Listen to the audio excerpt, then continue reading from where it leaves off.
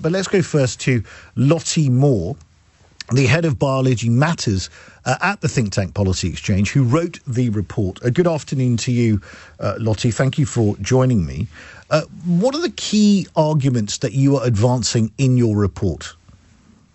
Yeah, so until very recently, it was unremarkable scientific fact that men and women are biologically different and that men possess substantial physical advantages over women. And that has consequences in sport where performance based on physicality is what is being assessed. So the argument that we are making is a fairly simple one, which is that categories exist for a reason. They allow everyone the opportunity to compete fairly. That's why we have age categories, sex categories, and disability categories. And the fact is that gender identity beliefs are eroding female fairness and safety at all levels of sport, but particularly in grassroots sport. 14 million women, according to the latest data by Sport England, 14 million women are active in England. Most of us are not elite athletes. We are more likely to be your, daughter, sister, and we deserve fair and safe play as well. That's what our report is saying. Now, how big an issue is this actually out there? You're talking about all amateur sports, women and girls should be treated fairly. They should be allowed to compete fairly. But what are the sort of numbers that we're talking about of people who identify as trans women actually competing head-on with biological women in these sports? So I think what's really important here is to understand that given that we have a substantial sex gap within most sports in the UK, in the sense that most sport is still very heavily dominated, which means that the difference that one person can make who is male in a female category is substantial when there are already very few females competing. So I think take the recent example in Sheffield. There is a biological male that caused a season-ending injury to a female footballer in, I think it was a fun league in Sheffield. And subsequently, several teams have decided that they are withdrawing and they will not play against that person anymore.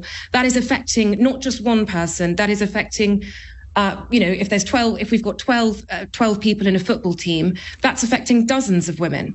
So it's not necessarily about the numbers that we've got. It's the potential impact that those numbers could have. Parkrun is another example. We know there are several records, female records, that are being held by biological males, and they are also bumping down then every other female that comes behind them. So that's what I would say in response to that. So there are two issues as I understand it. The one is safety, which you've just mentioned, the safety point, that if you are up against a trans woman who is physically stronger, that could be a safety issue for women. But you also raise the issue of fairness very distinctly in the report, and you give a number of different examples.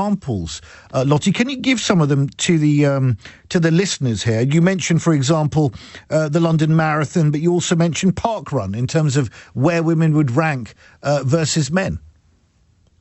Yeah, so, I mean, Parkrun is a really, really good example of why women are being compromised, women and girls being compromised within grassroots sport.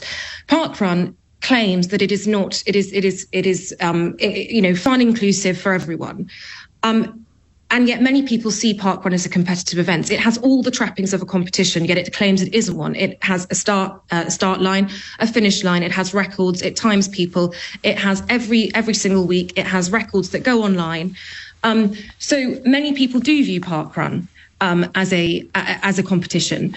And so I think we have a situation where if a biological male is claiming to be a woman and is therefore ticking the box that says they are female and then running in Parkrun, they are therefore taking someone else's female place when actually they would have ranked way further down if they were in the male category, because men are physically stronger than women. Do you not think it's a little bit extreme, though, to say that Parkrun's funding, because I understand it gets some money from the government to do these fun runs, and it's entirely led by volunteers. Do you think it's a little bit extreme to say that its funding should be cut off unless the rules around it change so that trans women cannot compete against women in the category of a parkrun?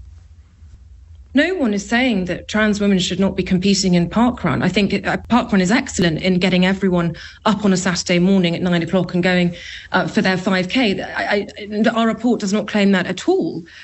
Everyone should be able to compete in the categories that apply to them. I can't compete in an under 12s race because I'm not under 12. That doesn't mean that I cannot compete in the category that applies to me. Do you think that men are always physically stronger than women at amateur level?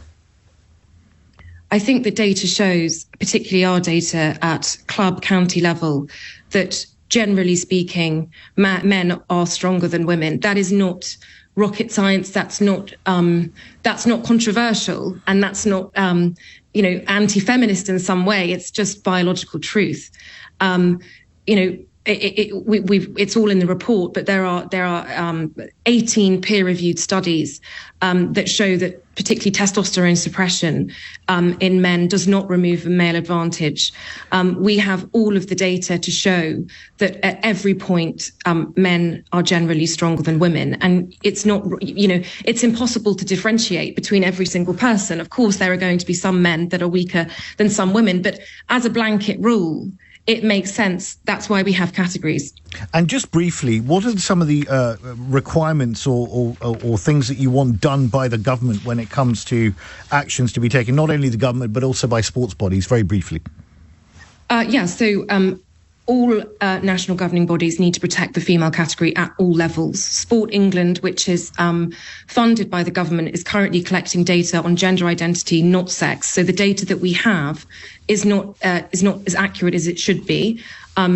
We would also like to see the International Olympic Committee replace their current guidelines to restrict the female category to biological women within the Olympic movement. And basically, within every single sex-affected sport, women and girls should have a protected single-sex category. OK, I think it's very clear. Thank you very much for joining me. That was Lottie Moore, Head of Biology Matters at the think tank Policy Exchange, who has authored this report, Levelling the Playing Field, about trans women participating head-on with women in women-only categories.